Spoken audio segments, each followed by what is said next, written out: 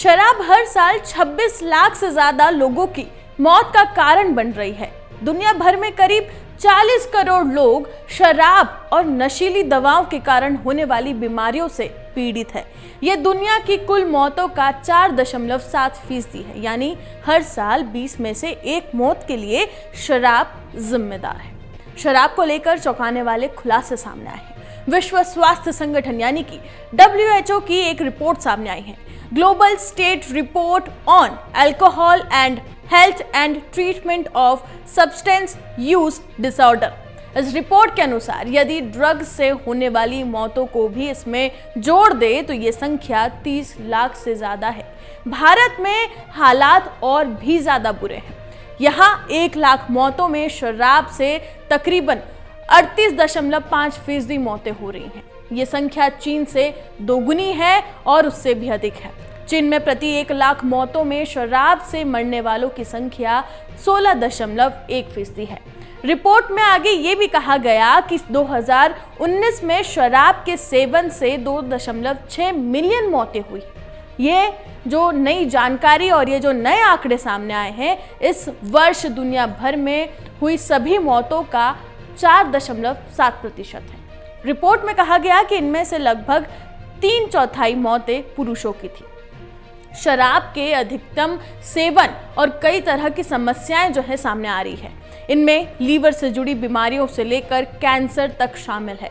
Reports में इस बात की भी पुष्टि हुई है कि साल 2019 में शराब की वजह से होने वाली 26 लाख मौतों में से 16 लाख मौतें गैर संचारी रोगों जैसे कि कैंसर से 4,01,000 और दिल की बीमारी से 4,74,000 मौतें हुई।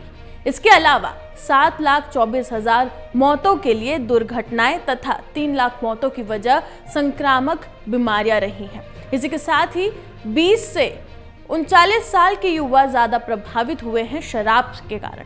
शराब और नशीली दवाओं का सबसे ज्यादा शिकार 20 से 40 साल के युवा बन रहे हैं। शराब के 13% शिकार इसी आयु वर्ग के लोग थे। स्वास्थ्य संगठन ने इस बात की पुष्टि भी की है कि साल 2019 में यूरोप और अफ्रीकी क्षेत्रों में सबसे ज्यादा मौतें दर्ज की गई।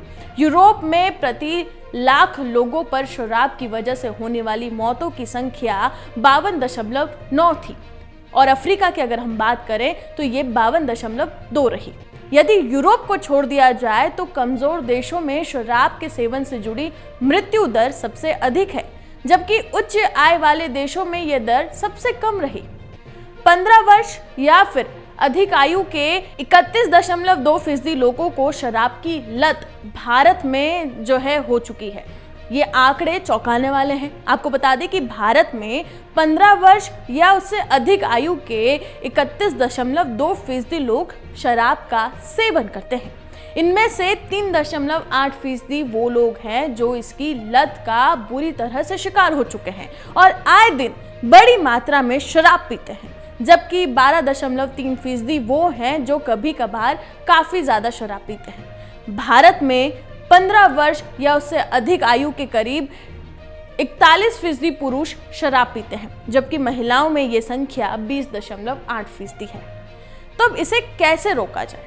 इसके लिए विज्ञापन पर पाबंदी जरूरी है।